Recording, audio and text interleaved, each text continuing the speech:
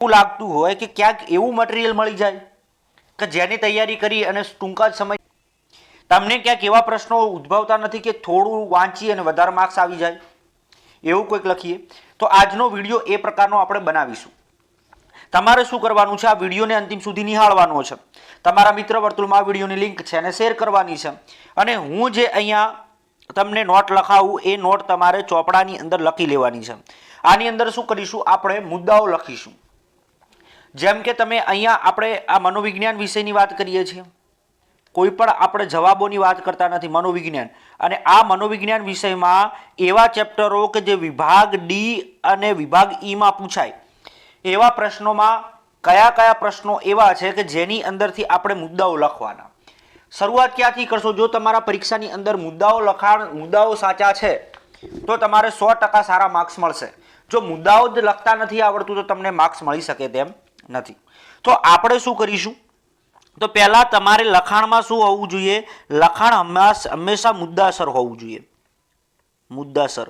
આ મુદ્દાસર લખાણ હશે. મારો કહેવાનો મતલબ એવો છે મિત્રો કે તમે મુદ્દાઓ સાચા લખ્યા હશે ને, માની લો કે તમે અહીંયા 5 મુદ્દાઓ છે, કોઈ પ્રશ્નની અંદર તમને 5 મુદ્દાઓ લખવાના છે, તો આ રીતે તમે 5 મુદ્દા લખો છો, 4 અને 5. તો આ તમારા 5 મુદ્દા સાચા છે તો પરીક્ષામાં જે પેપર ચેક કરનાર જે શિક્ષક છે એ શિક્ષકની નજર તમારા લખેલા મુદ્દાઓ ઉપર પડશે. અને તમે લખેલા જે મુદ્દાઓ ઉપર પડશે તો એમને ક્યાંક એવું લાગશે કે વિદ્યાર્થીની તૈયારી સારી છે, લખાણ સાચું છે, તો એ તમને ત્યાંથી સીધા રોકડા માર્ક્સ આપી દેશે. પણ અમુક વિદ્યાર્થી મિત્રો એવું કામ કરતા હોય કે એક મુદ્દો અહીંયા લખશે, પછી બીજો અહીંયા લખશે, પછી આ રીતે ચાલશે, ત્રીજો અહીંયા, ચોથો અહીંયા, આ રીતે લખવાનું નથી. લખાણ હંમેશા પહેલા શું કરવાનું, તો કે નીચે પ્રમાણે મુદ્દાઓ લખી દેવાના. પરીક્ષાની અંદર પ્રશ્નના જવાબમાં પહેલા મુદ્દા લખી દેવાના. મુદ્દા લખો. હવે કઈ રીતે લખાણ લખીશું એની આપણે થોડીક ઝલક લઈ લઈએ, થોડી ચર્ચા કરી લઈએ. તમારા મિત્ર વર્તુળમાં આ વિડીયોની લિંક છે એને શેર કરજો. આપણે ચેપ્ટર 1 થી વાત કરીએ. ચેપ્ટર નંબર 1 અને ચેપ્ટર નંબર 1 માં આપણે ચર્ચા કરવી છે. પહેલું ચેપ્ટર છે સંવેદન, ધ્યાન અને પ્રત્યક્ષીકરણ. સંવેદન, ધ્યાન અને પ્રત્યક્ષીકરણ. હવે આ ચેપ્ટર છે chapter 1, chapter number 1. Chapter number 1 માં સંવેદન, ધ્યાન અને પ્રત્યક્ષીકરણ. આમાં હું જેટલી બાબતો તમને લખાવું એટલી બાબતો તમારે તૈયાર કરવાની છે. તો આપણે પહેલી બાબત લખીએ. અહીંયા પહેલો પ્રશ્ન કેવો પૂછાશે? સંવેદનનો અર્થ આપી અને તેના પ્રકારો જણાવો. હવે એમાં આપણે પહેલું સંવેદનનો શું લખીશું? સંવેદનનો અર્થ. તો અહીંયા તમારે પ્રશ્ન લખતી વખતે પહેલા આપણે લખવાનો સંવેદનનો અર્થ. સંવેદનના અર્થની અંદર તમારે લખવાની છે વ્યાખ્યા, કે માનવ શરીર કે કોઈ પણ પ્રાણીમાં રહેલી જે જ્ઞાનેન્દ્રિયો છે એના દ્વારા ઉદ્દીપકનો અનુભવ થાય એ ઘટનાને આપણે સંવેદન કહીએ. આ પ્રશ્ન લખ્યા પછી સંવેદનો કેટલા પ્રકારના હોય છે? તો સંવેદનો 3 સંવેદકો હોય. સંવેદનના વિસ્તારના આધારે 3 પ્રકાર પડે સંવેદકોના આધારે. એક બાહ્ય સંવેદકો છે, પછી શારીરિક સંવેદકો છે અને આંતરિક સંવેદકો. પણ અહીંયા બીજા નંબરમાં પ્રશ્ન તમને એવો પૂછાય કે સંવેદનના પ્રકારો જણાવો. તો અહીંયાથી લખવાની શરૂઆત કરશું. અહીંયાથી આપણે લખવાનો શરૂઆત કરીશું. તો પહેલા લખીશું આપણે સંવેદનના પ્રકારો.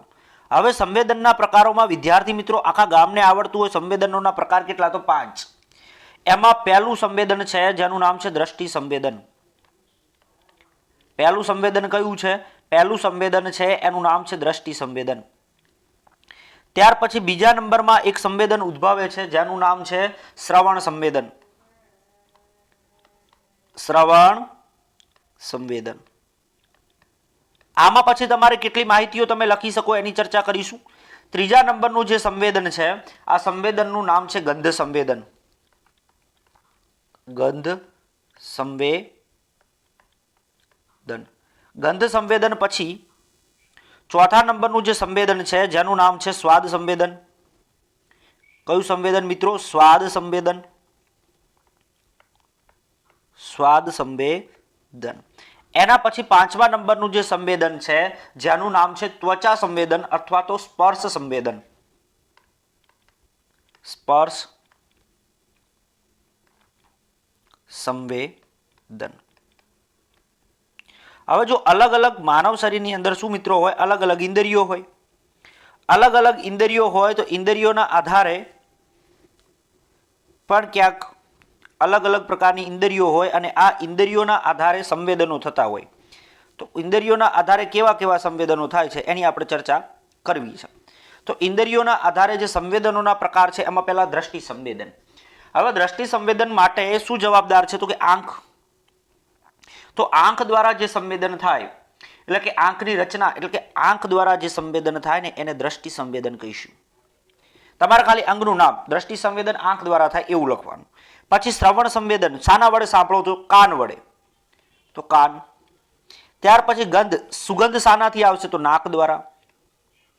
સ્વાદ કોણ પારખશે? તો સ્વાદ પારખવાનું કામ જીભભાઈનું છે એટલે જીભા. ત્યાર પછી સ્પર્શ સંવેદન તમને કોઈ ટચ કરી જાય તો તમને કઈ રીતે ખબર પડે કે આ મોહિની કે મોહનભાઈએ ટચ કર્યું છે? તો એ આપણને ત્યારે ખબર પડે ને કે જ્યારે તમને કોઈ સ્પર્શ કરશે એટલે કે તમને તમારી ત્વચાના આધારે ખબર પડશે. તો આ રીતે તમારે એક સરસ મજાના મુદ્દાઓ વાળો એક ચોપડો બનાવી લેવાનો. આ પહેલો પ્રશ્ન તમારો થયો. તો પહેલા પ્રશ્નમાં આપણે ચર્ચા કરી એટલું લખીશું. હવે આપણે ધ્યાન ઉપર આવી જઈએ. પરીક્ષામાં ઘણી વખત તમને પૂછ્યા કે ધ્યાનનો અર્થ આપી અને તેનું સ્વરૂપ જણાવો. તો આપણે પહેલા અહીંયા સમજવું પડશે ધ્યાનનો અર્થ.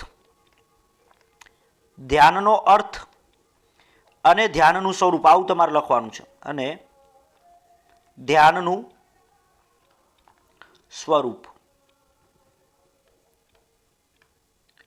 ધ્યાનનો અર્થ અને ધ્યાનનું સ્વરૂપ. ધ્યાન કોને કહેવાય એના વિશે થોડી ઘણી તમને ઝલક આવડતી હોય કે ધ્યાન એટલે કે ચોક્કસ ઉદ્દીપકની તમે પસંદગી કરી અને તેના ઉપર એકાગ્ર બનાવવાની પ્રક્રિયા. તમે કોઈ વસ્તુ પસંદ કરો અને એ વસ્તુ ઉપર તમે એકાગ્રતા બનાવી રાખો છો, આ ઘટનાને આપણે કહેવાશે ધ્યાન. હવે ધ્યાનના સ્વરૂપના આધારે પ્રક્રિયાઓમાં આપણે મુદ્દાઓ લખીશું. ધ્યાનના આધારે આપણે મુદ્દાઓ લખીશું. એમાં તમારે પહેલા મુદ્દાઓની ચર્ચા કરીશું. તો પહેલા અર્થ લખ્યા પછી વિદ્યાર્થી મિત્રો પહેલા શું લખીશું? તો પહેલા તમારે લખવો પડશે ધ્યાનનો અર્થ એટલે કે ધ્યાનની વ્યાખ્યા. તો આ પ્રશ્નની અંદર આપણે પહેલા તમારે લખી દેવાનું ધ્યાનની વ્યાખ્યા. કોઈ પણ પ્રશ્નની શરૂઆત છે એ શરૂઆત હંમેશા મોટા પ્રશ્નની વ્યાખ્યાથી કરશો તો 100% તમને સારા માર્ક્સ મળશે. હવે આપણે વાત કરીએ કે ધ્યાન એક પ્રસંગી યુક્ત પ્રક્રિયા છે. તો સ્વરૂપ અને લક્ષણ. તો ધ્યાનના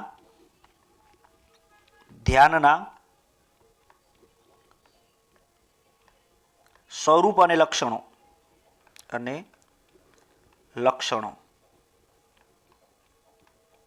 ધ્યાનના સ્વરૂપ અને તેના લક્ષણો. હવે ધ્યાન અને તેના પ્રસંગી યુક્ત પ્રક્રિયા છે આવું નથી લખવાનું. તો પહેલા મુદ્દો લખીશું આપણે પ્રસંગી યુક્ત પ્રક્રિયા. એટલે પહેલા લખીશું પ્રસંગી યુક્ત પ્રક્રિયા. પ્રસંગી યુક્ત પ્રક્રિયા. ધ્યાનમાં પહેલો મુદ્દો શું લખીશું? પ્રસંગી યુક્ત પ્રક્રિયા.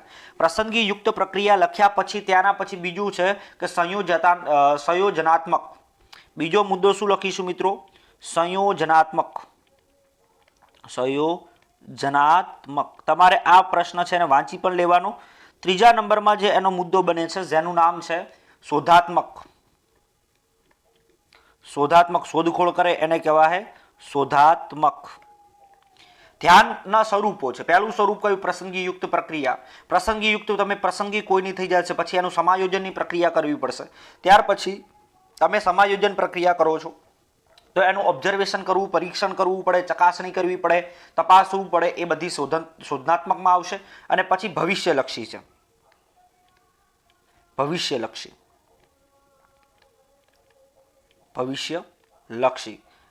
તો ધ્યાન કેવું છે? ભવિષ્યલક્ષી છે. પાંચમો મુદ્દો લખી શકાય પ્રેરણાત્મક છે. ધ્યાન કેવું છે? પ્રેરણાત્મક. આટલા મુદ્દાઓ તમે લખો છો તો ઇનફ છે. 3 માર્ક્સના પ્રશ્નની અંદર આટલું લખાય મારા ખ્યાલથી. હજુ તમારે ધ્યાન લખવું તો કે ધ્યાન સીમા પ્રદેશ હોય તો ધ્યાનનો સીમા પ્રદેશ અથવા વિસ્તાર લખો તો ત્યાં ધ્યાનનો વિસ્તાર. તમે ધ્યાનનો વિસ્તાર લખો છો એના પછી 7મા નંબરનો મુદ્દો લખવો હોય તો તમે લખી શકો ધ્યાન એ ચંચળ છે. ધ્યાન એ કેવું છે? ચંચળ છે. જો આ પ્રશ્ન આપણી પરીક્ષાની દ્રષ્ટિએ ઇમ્પોર્ટન્ટ નથી પણ ક્યારેક જો પ્રશ્ન પરીક્ષાની અંદર આવું પૂછાઈ જાય તો યાદ હોવું જોઈએ કે આવું કંઈક પાઠની અંદર આવે છે રજૂઆત. પરંતુ હવેનો હું જે પ્રશ્ન લખાવવાનું છું ને એ પ્રશ્ન મોસ્ટ આઈએમપી છે ને પરીક્ષામાં પૂછાયો છે અને પૂછાશે પાછો.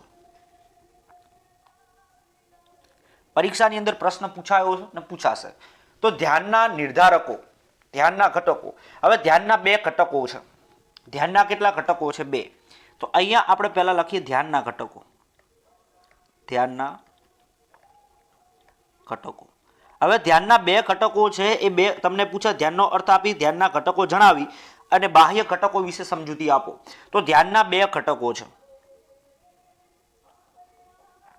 ધ્યાનના કેટલા ઘટકો છે? બે. પહેલો ઘટકનું નામ અહીંયા લખું છું. પહેલા ઘટકનું નામ શું છે? તો કે ધ્યાનના જે ઘટકો છે એમાં બાહ્ય નિર્ધારકો છે. તો પહેલા આપણે લખીશું બાહ્ય ઘટકો. બાહ્ય ઘટકો. આ જ બાહ્ય ઘટકોનું અન્ય નામ તમને કહી દઉં, વસ્તુલક્ષી ઘટકો. વસ્તુલક્ષી ઘટકો. અને બીજા અહીંયા બીજા ઘટકોના નામ છે એ છે આંતરિક ઘટકો.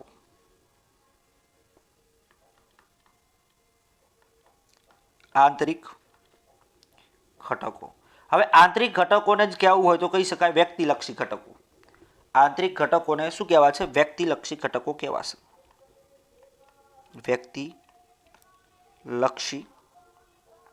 ઘટકો. તો આ બે ઘટકોના પ્રકાર પડ્યો, એમાં પરીક્ષામાં પૂછાયો છે. પરીક્ષાની અંદર ધ્યાનનો અર્થ આપી અને ધ્યાનના વસ્તુલક્ષી ઘટકો જણાવો. તો હવે આપણે જે સમજવું છે એ તમારે મુદ્દામાં લખવાનું છે કે ધ્યાન માટેના ધ્યાન માટે હવે ધ્યાન તો ખરું, ધ્યાન તમે લગાવશો તો ધ્યાનના પહેલા આપણે લખીશું વસ્તુલક્ષી ઘટકો. ધ્યાનના વસ્તુલક્ષી ઘટકો. હવે ધ્યાનના વસ્તુલક્ષી ઘટકોમાં કોનો સમાવેશ થાય આ પણ જાણવું જરૂરી છે. તો પહેલા આપણે ધ્યાનના જે વસ્તુલક્ષી ઘટકો છે એ ઘટકોની અંદર કયા કયા ઘટકોનો સમાવેશ આપણે કરશું એના વિશે આપણે થોડીક માહિતી લઈએ. તો પહેલા લખશું કે તમે વસ્તુ છે એ એની તીવ્રતા કેટલી છે. તો પહેલા એક બાબત લખવાની છે વસ્તુલક્ષીમાં તીવ્રતા, ઉદ્દીપકની તીવ્રતા. ઉદ્દીપકની તીવ્રતા, ઉદ્દીપક કેટલો તીવ્ર છે.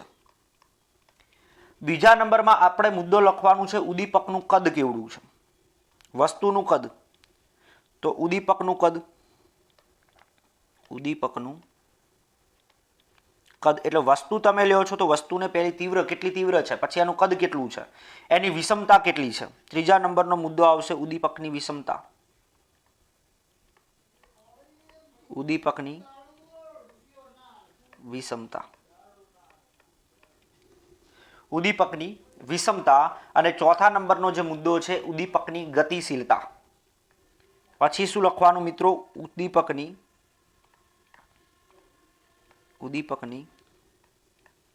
ગતિશીલતા. ઉદ્દીપકની ગતિશીલતા પછી આપણે લખીશું ઉદ્દીપકમાં પરિવર્તન.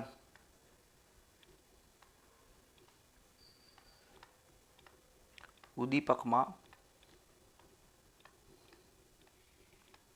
પરિવર્તન.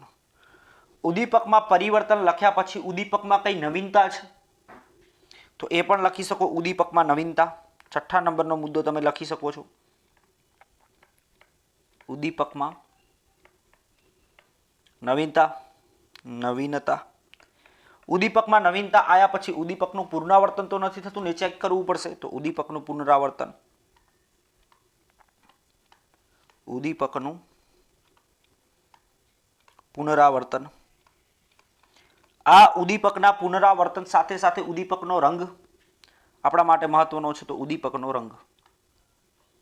ઉદ્દીપકનો રંગ. તો આમાંથી મુદ્દાઓ છે વસ્તુલક્ષી નિર્ધારકો એટલે કે વસ્તુલક્ષી ઘટકોના આટલા મુદ્દાઓ: તીવ્રતા, કદ, વિષમતા, ગતિશીલતા, પરિવર્તન, નવીનતા, પુનરાવર્તન અને રંગ. આટલા મુદ્દાઓ માનો કે તમને યાદ નથી રહેતા તો યાદ રાખવા માટેની આપણે શોર્ટકટ મેથડ જોઈએ. યાદ રાખવા માટેની શોર્ટકટ મેથડ પણ આપણે જોઈ લઈએ, કલર બદલી લઈએ જેથી કરીને તકલીફ ના પડે. હવે ચલો યાદ રાખવું છે તો યાદ રાખવા માટેની ટ્રીક જુઓ. શું ટ્રીક આપણે લાયા? ટ્રીક પહેલા બનાવવાનો પ્રયત્ન કરીશું. ધારો કે તમે કોઈ એક વસ્તુ ખરીદો છો. ધારો કે તમે કોઈ એક આ વસ્તુ ખરીદો છો. આ વસ્તુ ખરીદવા પાછળ તમે ઉદ્દેશ્ય તમારું છે વસ્તુ. હવે વસ્તુ ખરીદો તો આ વસ્તુ છે એ ગતિશીલ છે. વસ્તુ ગતિશીલ છે એટલે કે આ વસ્તુ કેટલી તીવ્ર છે એ એટલે કે પહેલા તમે આ વસ્તુની શું કરશો, તીવ્રતા ચેક કરશો કેટલી તીવ્ર છે. હવે તીવ્ર છે તો આ વસ્તુ કેવડી છે, કેવડી છે તો કદ એનું ચેક કરશો. કદ ચેક કર્યા પછી આ વસ્તુ છે કેટલી ટકાઉ છે એટલે વિષમતા. આ વસ્તુ કેટલી ટકાઉ છે એટલે વિષમતા. પછી આ વસ્તુ છે ને એટલી કેટલી અનુકલન ક્ષમતા ધરાવે છે એટલે આમાં કેટલી ગતિશીલ હશે. કેટલી વસ્તુ ગતિશીલ છે તો ગતિશીલતા.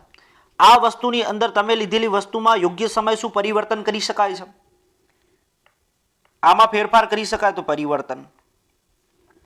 આ તમે જે વસ્તુ ખરીદી છે એમાં તમે કોઈ માહિતી નાખો છો ને આ માહિતી વારંવાર રિપીટ થાય છે તો પુનરાવર્તન. પુનરાવર્તન. આ માહિતી હવે આ બધું જોયું પણ તમને પહેલા તો જોતા હવે આ બધી વસ્તુ ગમી કે આ ભાઈ જે વસ્તુ લીધી એ તીવ્ર છે, તીવ્રતા. યોગ્ય કદનું ધરાવે છે કદ.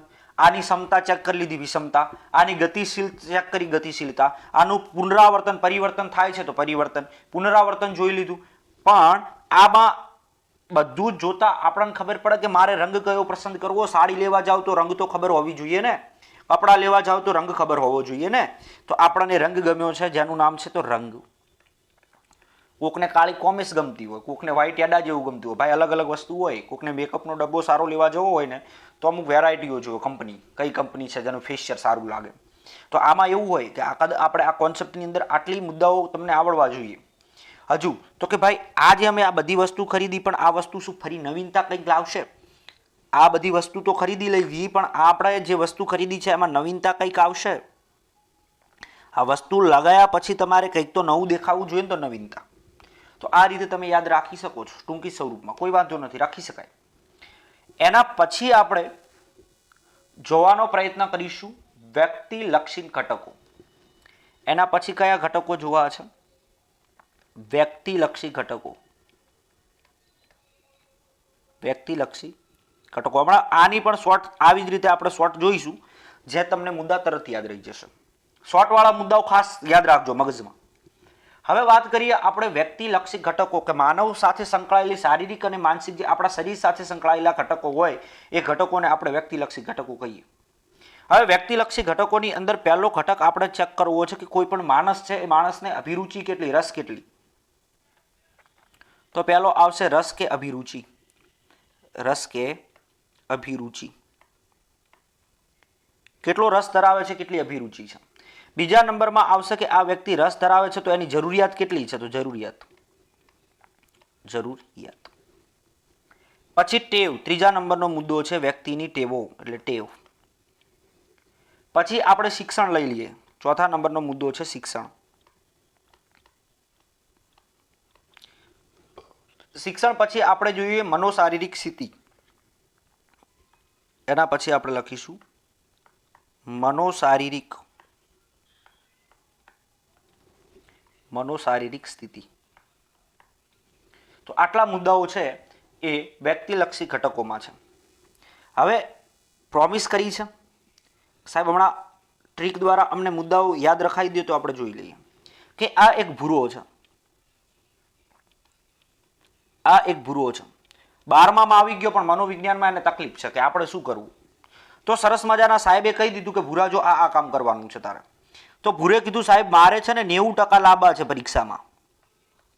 પરીક્ષાની અંદર આ ભૂરે એવું કીધું કે મારે પરીક્ષાની અંદર 90% લાવવા છે સાહેબ, શું કરવું. તો સાહેબે સરસ મજાનો જવાબ આપ્યો. જો ભૂરા, પહેલા તો તારે આ વિષય પર તે શું કરવો પડશે, રસ લાવવો પડશે. તારે રસ અને અભિરુચિ તારે શું કેળવવું પડશે, રસ દાખવવો પડશે. એટલે ભૂરે કીધું સાહેબ ફૂલ રસ, આપણે તો ફૂલ રસ રાખવાનો છે, બેલવાનું થતું જ નથી, ફૂલ રસ. પછી કીધું તારે ફૂલ રસ પણ શા માટે જોવે, તો કે જરૂરિયાત છે સાહેબ મારે 90% લાવવા છે એટલે આ 90% છે ને મારે સાહેબ 90% પરીક્ષામાં લાવવા એટલે જરૂરિયાત. પહેલી ભૂરાને જરૂરિયાત આવે તો જ જરૂર પડે ને. હવે સાહેબે એવું કીધું જરૂરિયાત પ્રમાણે તે એક દિવસ કીધું 5 કલાક વાંચ્યું, બીજા દિવસ 8 કલાક વાંચ્યું, ત્રીજા દિવસ અઠવાડિયું સૂઈ જવાનું, કામ પૂરું. પહેલા 2 દિવસ વાંચી લીધું ને. તો સાહેબે એવું કીધું કે તારે ટેવ પાડવી પડશે. ભૂરા 90% લાવવા માટે પહેલા રસ દાખવવો પડશે, પછી તારી જરૂરિયાતને તારે સમજવી પડશે અને સમજ્યા પછી ટેવ પાડવી પડશે. હવે ભૂરે આ બધું કીધું. પણ સાહેબ હું વાંચું પણ અમુક ટોપિકો ખબર નથી પડતી. તો કે સાહેબે એવું કીધું શિક્ષણ લેવું પડશે તારે. 90% છે તો ભાઈ ભણવું તો પડશે ને. એમ થોડા 90% આવશે. કંઈ આપણા સગા સંબંધી તો છે નહીં કે તમે ના લખો તો 90 માર્ક્સ આપી દે. પછી એને કીધું સાહેબ આટલી વસ્તુ થઈ કે રસ કીધી સાહેબે, પછી જરૂરિયાતો, આ બધું ભૂરાને સમજાઈ ગયું. ભૂરાને આ બધી બાબતો સમજાઈ ગઈ, પણ ભૂરો હજી ટેન્શનમાં છે. ભૂરો ટેન્શનમાં આવ્યો સાહેબ હવે બીજું શું? તો કે ભૂરા જો આ બધું તારે રસ લીધો, જરૂરિયાત, ટેવ, શિક્ષણ સમજાઈ ગયું, પણ તારે તારી મનોશારીરિક શક્તિ પણ હોવી જોઈએ ને, તારે તારું સ્વાસ્થ્ય જાળવવું જોઈશે. એટલે કીધું મનોશારીરિક સ્થિતિ સમજીને ભૂરા તૈયાર કરવાની. મનોશારીરિક સ્થિતિ, મનોશારીરિક સ્થિતિ, આ પણ એક મુદ્દો ઇમ્પોર્ટન્ટ છે. તો ભૂરાને પહેલા શું કરવો પડશે? રસ મેળવવો પડશે. શાના આધારે? જરૂરિયાતો આધારે. પછી ટેવ પાડવી પડશે, શિક્ષણ મેળવવું પડશે, અને પછી સ્થિતિમાં લાવવું પડશે. તો આ આપણે શોર્ટ ટ્રીકથી યાદ તમે આ રીતે રાખી શકો છો. નો ડાઉટ, કંઈ ચિંતા કરવાની જરૂર નથી. આ રીતે જો અહીંયા હું જે તમને આ સમજાવું ને, આ રીતે તમે મુદ્દાઓ છે એને યાદ રાખી શકશો. પરીક્ષાની અંદર આવું નથી લખવાનું લાલા. પરીક્ષાની અંદર મુદ્દાઓ કઈ રીતે લખવાના છે તો ઉપર પ્રમાણે આ રીતે. પણ આ મેં તમને યાદ રાખવા માટે કીધું છે કે આ રીતે તમે યાદ રાખી શકે. હવે કેટલાક લાલાઓ છે ને બહુ મૂંઝાતા હોય, સાહેબ નથી થાય એવું. અમુક તો એવું વિચારતા હોય કે સાહેબ 90% લાંબા છે પણ ક્યાં ના આવશે. તો છેલ્લો ખા છે, જોઈ લેવાનો વિડીયો. આમાં એવું જ નથી ભણાઈ કરવાનું, વચ્ચે રમૂજ પણ મળતી રહેશે. કારણ કે આ તો લગભગ 2 થી 3 કલાકનો વિડીયો બની જાય. નક્કી ન કહેવાય. વચ્ચે વચ્ચે મૂડ ફ્રેશ થઈ જાય, કોકના સપના આવી જાય. સપનામાં રાજકુમારી દેખાય 12મા ધોરણના વિદ્યાર્થીને, અથવા રાજકુમાર દેખાય, રાજકુમારી દેખાય. પછી બાપુ અહીંયા તમારા માટે બહુ સરસ મજાની ડીશ તૈયાર કરતો, મારી છોકરી કે છોકરો 12મા ધોરણની અંદર 90% લાવશે, પાસ થશે સારા માર્ક્સે. અને પછી તમને એવું લાગે કે ના, રાજકુમાર અને રાજકુમારીના સપના જોવાના નથી. જો રાજકુમાર અને રાજકુમારીના સપના જોઈ લીધા તો આપણા સપના પૂરા થઈ જાય. એટલા માટે તમારે શું કરવાનું છે? સારી તૈયારી કરવાની છે. થોડા સમય છે તમારી પાસે અને સારી એવી તૈયારી કરી લો. હવે એની પછી ઘણી વખત પરીક્ષામાં પ્રશ્ન પૂછાયો છે અને પૂછાતો રહેશે. હરેક પરીક્ષાની અંદર આ પ્રશ્ન તમને જોવા મળ્યો હશે અને મળતો રહેવાનો છે. સરસ મજાનો છે કે પ્રત્યક્ષીકરણમાં સંગઠનના નિયમો. આ પ્રશ્ન મોસ્ટ આઈએમપી છે. પ્રત્યક્ષીકરણમાં સંગઠનના નિયમો. અને હું તો દરેક વિદ્યાર્થીને કહું છું કે આ પ્રશ્ન છે ને પ્રત્યક્ષીકરણમાં સંગઠનના નિયમો.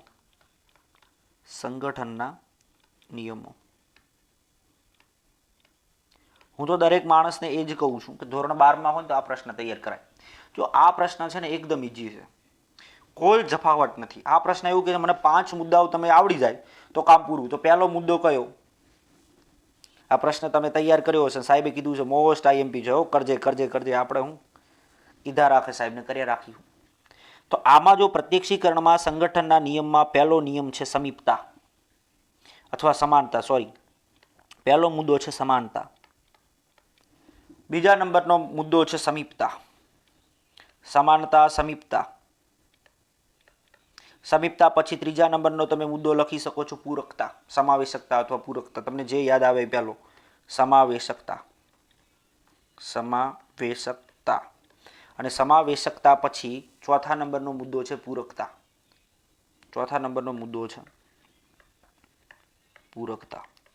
હવે આટલું જ યાદ રાખવાનું છે આપણે. આના બહારનું કંઈ યાદ રાખવાનું નથી. હવે આટલું યાદ રાખવું પડે ને તો તકલીફ પડે. અમુક વિદ્યાર્થી મિત્રો તો તકલીફમાં મૂંઝાઈ જતા હોય, સાહેબ આટલું યાદ નથી રહેતું, મારે શું કરવાનું? ભાઈ કશું જ કરવાનું નથી, કાબળો ઉઠીને હોઈ જવાનું. શિયાળાની ઋતુ ચાલે આમે હવે પૂરી થવા આવી એન્ડિંગમાં. હવે આને યાદ રાખવા માટેની કોઈ ટ્રીક તો હા. 2 મિત્રો અહીંયા આપણે હવે ટ્રીક જોઈ લઈએ. ચલો, કલર દેખાતો નથી પણ બદલી લઈએ. હાલો, આ તો થોડુંક બ્લેકમાં લખીએ છીએ એટલે થોડો કલર દેખાતો વ્હાઈટ રાખીએ. ચલો, તો સમષ્ટિવાદી મનોવૈજ્ઞાનિક આવી ગયા, કોલર આવી ગયા, કોફા આવી ગયા, વર્ધીમર આવી ગયા. આ બધા જ મનોવૈજ્ઞાનિક, સિગમન્ડ ફ્રોઈડ, આવા ઘણા મનોવૈજ્ઞાનિકો આવી ગયા. અને એમણે કીધું પ્રત્યક્ષીકરણ તો કરવું છે મારે. પ્રત્યક્ષીકરણ કરવું છે તો શું જોઈશે? તો આપણે એક વસ્તુ લઈ લઈએ. 2 વિદ્યાર્થી મિત્રો છે ને સરસ મજાના ધોરણ 12ની અંદર અભ્યાસ કરે. આનો પહેલા નંબરે બેઠો છે વિદ્યાર્થી અને બીજો અહીંયા બેઠો છે કાનો અને માનો, અથવા કાનો અને ભૂરો. તો આ ભાઈ કાના ભાઈ છે, તો આનું નામ શું છે? કાનો. અને આપણે આ સરસ મજાનો છે ભૂરો. તો સાહેબે ભણાવવાનું શરૂ કર્યું તો શરૂ કરતાં પહેલાં જોવું પડે કે બંને સમાન તો છે કે નહીં. તો આ બંને ભૂરા અને કાનાની શું જોઈ? સમાનતા જોઈ. સમાનતા ચેક કરી કે આ 12માના જ છે ને, તો આ કોઈ 11માનો ટેણીઓ જ નથી બેસી ગયો, તો બંનેની સમાનતા થઈ ગઈ. હવે સમાનતા થઈ ગઈ તો બંને કેટલા એકાબીજા સાથે સમીપ છે, પેરેલલ છે.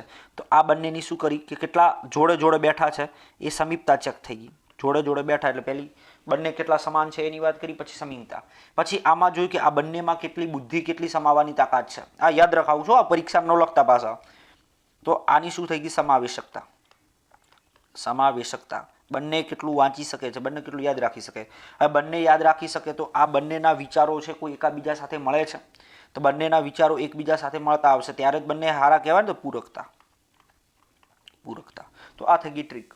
કાનો અને ભૂરોને બંનેને સરખા કરે એટલે સમાનતા ચેક કરી. સાહેબે જોયું કે બંને નજીક નજીક બેઠા છે, સમીપતા. પછી જોયું સમાવેશકતા, આમાં કેટલી સમાવેશકતા છે એની ચેક કરી. પછી પૂરકતા. પરીક્ષામાં